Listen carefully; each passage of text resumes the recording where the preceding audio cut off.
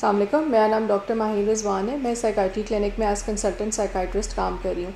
आज मैं जिस टॉपिक के ऊपर बात करना चाहूँगी वो बहुत सारे पेरेंट्स हमारे पास कंसर्न होकर आते हैं कि हमारे बच्चे जो हैं वो बहुत ज़्यादा इंटरनेट यूजेज कर रहे हैं और फिर उसकी वजह से फ़र्दर उनकी मेंटल हेल्थ डिटेरियोरेट हो रही है, उनकी मेंटल हेल्थ पे इफ़ेक्ट आ रहा है। तो मैं आज उस टॉपिक को पे बात करना चाहूँगी कि वो इंटरनेट यूजेज जो है उसका इफ़ेक्ट मेंटल हेल्थ के ऊपर क्या होता है। अब ये दोनों इफ़ेक्ट होते हैं, पॉजिटिव भी होता है, इसके एडवांटेजेस भी होते हैं और नेगेटिव भी होता है जिसको हम डिसएडवांटेजेस कहते हैं। अब ये जो इंटरनेट यूजेज है ना, इसको हम कहते हैं कि ये इमोशनली कंटेजियस बीमारी है एक ही, और ख़ास तौर पे हमारे जो टीन एजर्स हैं ना, इसको हम कहते हैं कि ये जो इतना इंटरनेट यूजेज करें ये एक हमारे मुल्क में बल्कि क्या पूरी दुनिया में इसको एक एपिडेमिक के तौर पर लिया जाता है कि इतना शदीद किस्म का जो है वो इंटरनेट यूजेज हो चुका है। जैसे हम स्मोकिंग को एक नशा लेते हैं ना, उसी तरीके से हमने इंटरनेट को भी एक नशे के तौर पर इस्तेमाल करना शुरू कर दिया। तो हम इसकी मैं जो आपको आज बताऊंगी कुछ फ़ायदे बताऊंगी और कुछ नुकसानात बताऊंगी कि हम किस किस तरीके से इसका फ़र्दर यूजेज कर सकते हैं, पॉजिटिव तरीके से यूज़ कर सकते हैं, और डिसएडवांटेजेस बताऊंगी ताकि उससे हमारी मेंटल हेल्थ जो है वो ख़राब ना हो। ठीक है, सबसे पहले हम एडवांटेजेस से शुरू करेंगे। पहला एडवांटेज तो ये कि जो हमारी सोशल आइसोलेशन का टाइम आया था, जैसे कि फॉर एग्जांपल कोविड का टाइम आया था जिसके ऊपर हम घर से बाहर नहीं निकल सकते थे, लोगों से नहीं मिलजुल सकते थे, तो उस टाइम पे हमारी जो सोशल आइसोलेशन है उसको इंटरनेट ने हमें रिलीव किया था। हमें बहुत सारी ऐसी चीज़ें जो हम बाहर जाके नहीं कर सकते थे, हमने लोगों से नहीं मिलजुल सकते थे, तो हमने इंटरनेट के थ्रू, सोशल मीडिया के थ्रू लोगों से घर बैठे बैठे कम्युनिकेट किया। ये एक बहुत बड़ा एडवांटेज है जो बहुत मतलब एक जिसको हम कहते हैं कि बहुत ज़्यादा इम्प्रूवमेंट है या बहुत ही ज़्यादा कोई टेक्नोलॉजी वाली बात है, जिसके अंदर हमें देखा गया है कि इस इंटरनेट पे घर बैठे बैठे हम दूसरे लोगों से बात कर सकते हैं, अपने ही शहर के लोगों के पास से बात कर सकते हैं, अपनी फैमिली वाले लोग जो हैं उनसे बात कर सकते हैं। दूसरा एडवांटेज ये होता है कि आपने देखा होगा कि अगर हम फेसबुक यूज़ कर रहे हैं या इंस्टाग्राम यूज़ कर रहे हैं या कोई भी और हम इस तरह का ऐप यूज़ करें, उसमें डिफरेंट ग्रुप्स बने हुए होते हैं। कुछ खाने के हवाले से ग्रुप्स बने हुए होते हैं, कुछ ट्रैवल के हवाले से ग्रुप्स बने हुए होते हैं, कुछ जो है वो एक्सरसाइजेज़ के हवाले से ग्रुप्स बने होते हैं। तो बहुत सारे लोगों ने हर किस्म के ग्रुप्स ज्वाइन किए होते हैं। इससे हमारे पास एडवांटेज ये होता है कि अगर हमने कोई हेल्दी ईटिंग वाला ज्वाइन किया हुआ है तो जिनको हेल्थ इश्यूज़ हैं, हमें वहाँ से मोटिवेशन मिलती है कि हमें क्या चीज़ खानी चाहिए, क्या चीज़ें नहीं खानी चाहिए। और जब हम दूसरों की एग्जांपल देखते हैं ना कि फ़लाना बंदा इतनी मेहनत करके, इतनी एक्सरसाइज करके, जिम करके, खाना सही से प्रॉपर तरीके से खा के अपने वेट जो एक्चुअल वेट प्रॉब्लम है उसको कंट्रोल कर पाए, तो हमें इस तरीके से मोटिवेशन भी मिलती है उन ग्रुप्स को ज्वाइन करने से। और जब हम बार बार अपनी एक रूटीन को, हम अपनी जो अचीवमेंट्स हैं, जब हम उनको दूसरों के आगे रखते हैं और दूसरे में अप्रिशिएट करते हैं, तो ये हमारे लिए एक फ़ायदा मंद होता है। इससे हम और मोटिवेट होकर हम मज़ीद अच्छे की तरफ जो है वो जाना चाहते हैं। दूसरा ये होता है कि हम बहुत सारी जो आजकल हमारे पास है, जैसे कोविड का ज़माना था, हम डॉक्टर्स के पास नहीं जा सकते थे, तो इंटरनेट के ऊपर डॉक्टर की अवेलेबिलिटी होती है। हर बंदा टेली साइकाइट्री के थ्रू, ना सिर्फ साइकाइट्री बल्कि और भी बहुत सारे जो मेडिकल एलिमेंट्स हैं, शुगर, ब्लड प्रेशर, डायबिटीज़, किसी भी चीज़ के बारे में हमें ऑनलाइन कंसल्टेशंस मिल जाती है। हम घर बैठे हुए डॉक्टर को कंसल्ट कर सकते हैं। हाँ, ऑब्वियसली फ़ेस टू फेस वाली बात नहीं होती, लेकिन अगर कोई बहुत ही ज़्यादा इमरजेंसी है तो ज़रूर आप डॉक्टर के पास जाएं, हॉस्पिटल में जाएं।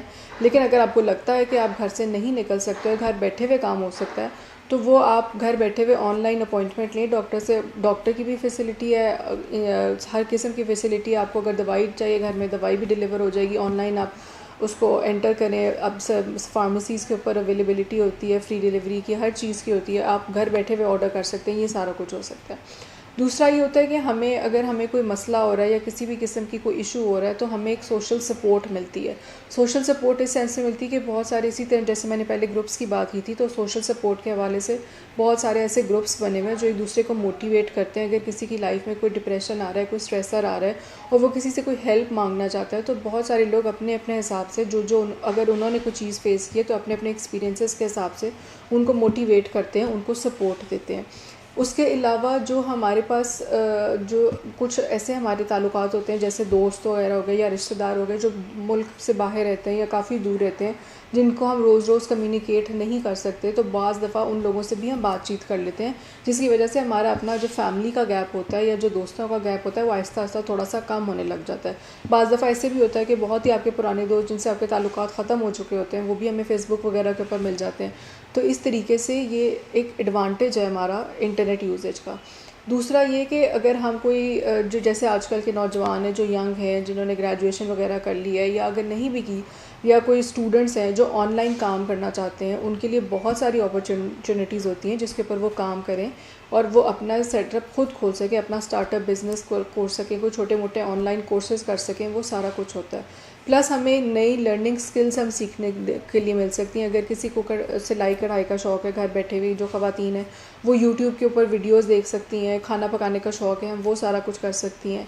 अब आजकल जो है वो जो किताबें हैं वो भी हम इंटरनेट के ऊपर पढ़ सकते हैं, उसके लिए भी हमें जाके ख़रीदने की ज़रूरत नहीं पड़ती, किताबें भी हमारे पास इंटरनेट के ऊपर अवेलेबल होती हैं। तो ये वो सारे एडवांटेजेस हैं जो हमने इंटरनेट यूज़र्स से मिलते हैं। लेकिन जहाँ पे हमें इतने सारे एडवांटेजेस मिल रहे हैं, इसके साथ साथ हमें डिसएडवांटेजेस भी मिलते हैं। और डिसएडवांटेजेस जो होते हैं ना, वो हमारे पास आते हैं मेंटल हेल्थ की सूरत के अंदर। वो हमारी मेंटल हेल्थ के साथ साथ फ़िज़िकल हेल्थ दोनों को इम्पेयर कर रहे होते हैं। सबसे पहले एक टर्म होती है जिसको हम कहते हैं फेसबुक डिप्रेशन।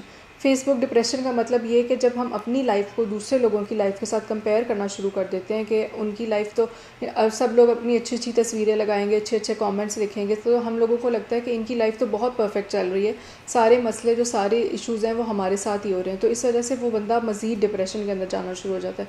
हालांकि आपको नहीं पता कि सामने वाले ने जो तस्वीर लगाई है तो वो किस फेज़ में से गुजर रहा है, किस चीज़ से गुजर रहा है, उसकी लाइफ में क्या प्रॉब्लम है। हो सकता है जो उसकी लाइफ में प्रॉब्लम है वो आपकी लाइफ में प्रॉब्लम नहीं है, जो आपके लिए प्रॉब्लम है वो उसके लिए प्रॉब्लम नहीं है। तो हर बंदे को उसके शूज़ में रह के देखना चाहिए। दूसरी बात ये कि हम जो है ना वो फेसबुक इस्तेमाल करें या इंस्टाग्राम या इंटरनेट पे कुछ भी देखें तो हम हमेशा दूसरे को कंपेयर करना शुरू कर देते हैं दूसरे के साथ से, जिसकी वजह से डिप्रेशन मज़ीद बढ़ता जाता है और फिर हमारी जो प्रोडक्टिविटी होती है वो मज़ीद कम होने लग जाती है। उसके अलावा जितने ज़्यादा आप फ्रेंड्स बनाने लग जाते हैं, वो हर फ्रेंडशिप वैसी नहीं होती फ्रेंडशिप जिसके ऊपर आप भरोसा कर सकें। आप इधर उधर से लोगों को इकट्ठा करने के लिए कि मेरी फ्रेंड लिस्ट बहुत लंबी होनी चाहिए, मेरे पास ज़्यादा लोग हैं, मैं ज़्यादा लोगों से बात करना चाहती हूँ, तो आप लोग फिर वो बच्चे क्या होते हैं कि अगर बच्चों के हाथ के अंदर है, स्पेशली जैसे मैंने टीनेजर्स के ऊपर बात कर रही हूँ कि वो XYZ लोगों को भी ऐड करना शुरू हो जाते हैं, उन पर ट्रस्ट करना शुरू कर जाते हैं, जिसकी वजह से फिर आगे मज़ीद प्रॉब्लम्स क्रिएट होने लग जाती हैं, जो कि फिर एक अलग टॉपिक है, उसके ऊपर हम कभी और बात करेंगे कि इस वजह से फिर क्या इश्यूज़ होने शुरू हो जाते हैं। दूसरा ये कि हमारी एक दफ़ा मेंटल हेल्थ इफ़ेक्ट होना शुरू हो जाए तो फिर उसके बाद एक और स्टिग्मा आ जाता है कि अगर हमारी मेंटल हेल्थ इफ़ेक्ट हो गई है तो फिर हम डॉक्टर्स के पास नहीं जाते, हम घर वालों से छुपा के रखते हैं, हर चीज़ छुपा के रखते हैं। अगर बच्चे हैं, अगर लड़के हैं, स्पेशली टीनेजर हैं, तो वो घर में छुप के सिगरेट पीना शुरू हो जाएंगे। अगर घर में छुप के उनको पता चल रहा है, घर में पकड़े जाएंगे तो वो बाहर पीना शुरू हो जाएंगे। अगर घर वाले पेरेंट्स उनको डांटेंगे तो वो मज़ीद सिगरेट से छोड़ के आगे मज़ीद नशे वाले सब्सटेंस अब्यूज़ की तरफ जाना शुरू कर देंगे। तो ये वो कुछ बिहेवियर्स हैं जिनकी वजह से जो डिसएडवांटेजेस हैं, जो एक्सेसिव इंटरनेट यूजेज है उसकी वजह से हमारी मेंटल हेल्थ पे इफ़ेक्ट हो रहा होता है। तो हमने कोशिश ये करनी है कि हर चीज़ को हम बैलेंस तरीके से लेके चलें। एडवांटेजेस भी होते हैं, हर चीज़ के एडवांटेजेस होते हैं, हर चीज़ के डिसएडवांटेजेस भी होते हैं, लेकिन आपने उसको, आप बंदे के ऊपर डिपेंड करता है कि आपने सामने वाली चीज़ को किस तरीके से यूज़ करना है। आप उसको एडवांटेज के तौर पे यूज़ करें, आप उसको डिसएडवांटेज की साइड पे ना लेके जाएं, आप अपने आप को दूसरों से कंपेयर ना करें। दूसरे जो है वो दूसरे मुल्कों में फिर रहे हैं, छुट्टी मना रहे हैं या बाहर जा रहे हैं, आपके पास जो चीज़ अल्लाह मियाँ ने आपको दिया हो सकता है वो उनके पास ना हो। तो आप अपने आप को, जो जिसको कहते हैं चादर दे के पाँव फैलाएं, या जो चीज़ आपको कंटेंट कर रही है आप उसके ऊपर फोकस करें, बजाय इसके कि आप अपनी एनर्जी उन नेगेटिव बातों के ऊपर लगा रहे हैं। वही सारी एनर्जी आप पॉजिटिव साइड के ऊपर लेके जाएं तो आपकी मेंटल हेल्थ और आपका लाइफस्टाइल खुद ब खुद चेंज होने लग जाएगा। इस बारे में अगर आप कोई मज़ीद बात करना चाहें या इस बारे में कोई बात शेयर करना चाहें तो आप कमेंट सेक्शन में ज़रूर लिख सकते हैं। उस वक्त तक, नेक्स्ट वीडियो तक के लिए इजाज़त दें। अल्लाह हाफ़िज़।